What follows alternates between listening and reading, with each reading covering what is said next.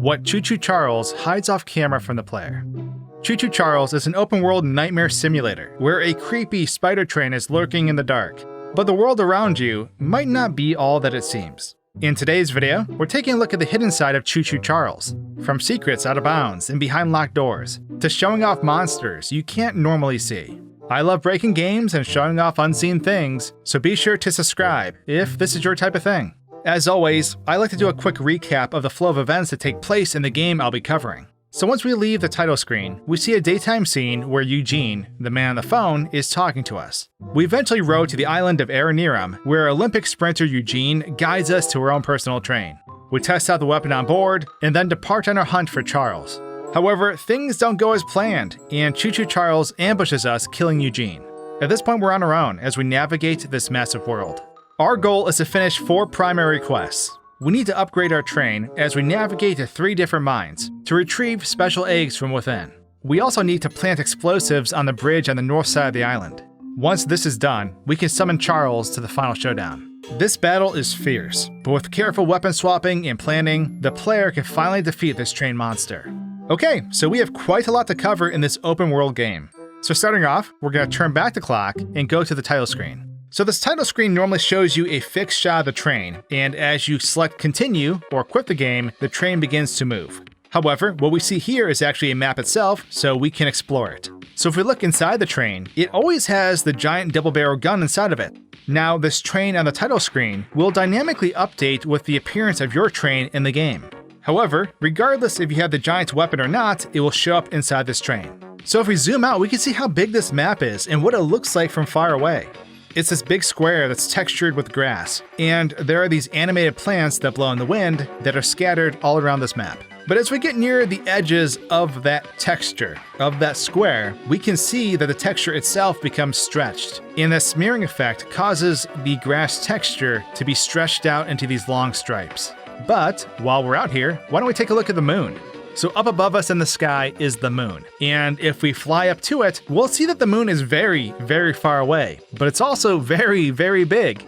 The moon itself is a transparent sprite, and if we go behind it, we can see just how far away we are from the map. Look at that tiny area down there. We are so far away. But now let's actually advance to the next scene, which is the opening cutscene when we start the game. So the opening cutscene has Eugene talking to us on the phone, and it takes place in the daytime on this dock. Now the camera normally swoops in near the building to the table so we can see a photo of Choo-Choo Charles on it. And then, once the conversation is done, we leave this map. But if we take a look at this map itself, it has plenty of secrets. For one, we see this man that's walking by the dock. But the second this man is off camera, they actually stop moving. They continue to walk, but they walk in place, and they don't move anymore. Of course, this is something the player never sees. But if we move around this island, we can see there's actually a lot to it. There's a forest behind this building, and it kind of goes on for quite a bit. But the building itself is kind of strange too, because it's actually not a building. It's basically a fake Hollywood set. So only the front of the building is there. Now, because the player never walks around this map, there is no point in having anything else. You might as well save on system resources and have half a building. But before moving on, here's a shot of Eugene up close on the phone. And from this point forward, we are now moved over to the cursed island. So we travel to the island by boat, and once we get there, we are supposed to go inside this train station. But unknown to some players is that this entire area that we're in is basically locked behind invisible walls. So if the player tried to leave this area before getting the train, well, they can't actually do that. There are invisible walls surrounding you, and you cannot get past them. Well, under normal circumstances. But as we proceed forward, Choo-Choo Charles will actually appear on the map and then attack Eugene. But something interesting is that a good amount of this event is scripted. So Charles will hunt you down, but the second Eugene dies, Charles will run away. And so I wanted to follow Charles at this point. Now Charles is too fast, and the player would never keep up.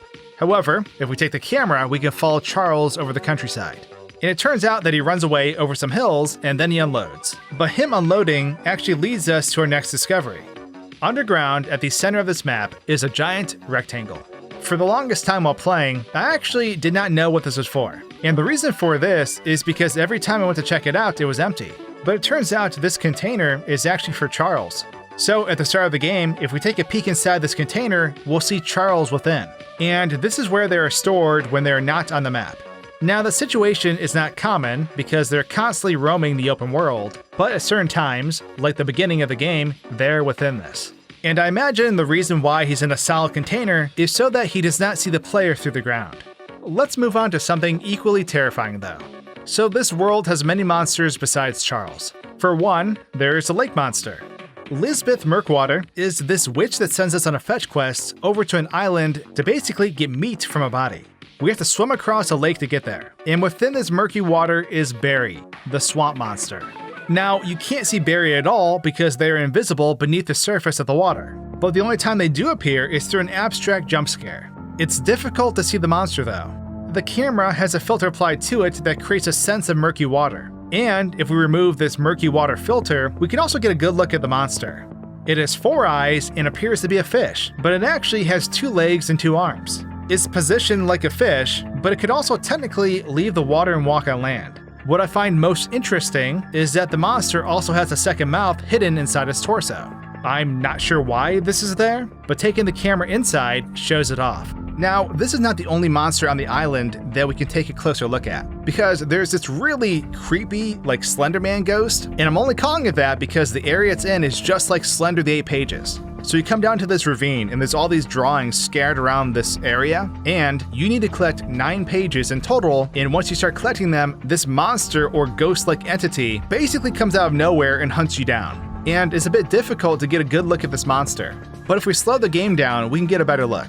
So this monster is actually just like a human model, but it's textured with this like reflective, high contrast black and white material, sort of like a metallic chrome. Now this monster can normally pass through walls, so they are a ghost, but this is what it looks like when the player actually gets hit by them and they get warped out of the area. They basically just touch the player and they instantly vanish. Now the last threat we're going to look at, besides Charles, are the trained cultists. So these are Warren's men, the man who owns the mining company. These dudes with shotguns are going to hunt you down, but when they're spawned in the game, they are actually randomly assigned both clothes and a mask. However, despite these giant masks, they do have faces. So if we take a peek behind the mask, this is what their face looks like. And all the cultists look exactly the same. So this one's a bit silly, but on the north side of the island, there's like this fishing shack, and this fishing shack is actually in the most northwest position on the map. However, not far from this, to the east, we can find a giant floating rubber ducky in the ocean. Now, the player cannot enter the ocean at all, so we cannot swim out to this duck. However, just as a test, if we modify the game and warp the player on top of the duck, well, they'll actually just fall through the duck. And if you're wondering why I'm back in the train now, that's because anytime the player falls beneath the map in Choo-Choo Charles, it will instantly warp you back to your train. Speedrunners, take note. Moving on, so deep within an underground bunker we can find a locked door. And locked doors are very common in this game. Honestly, a lot of the cabins you come across are locked. But almost all the cabins that have locked doors actually have nothing inside of them. There is usually no interior to the cabin or even a room behind where the door is at. However, this particular locked door is different because there is a room behind it with a desk. And on this desk is a note that the player can read. Now, there's no actual way to get in this room, so we have to modify the game and put the player in there. And when we actually read this message, it's a message directly from the developer. It's specific to hackers, and it says, "You're not supposed to be here." And the text has that Zalgo text corruptor on top of it. Now the letter is signed GVN, and if you're wondering who that is the name of the developer.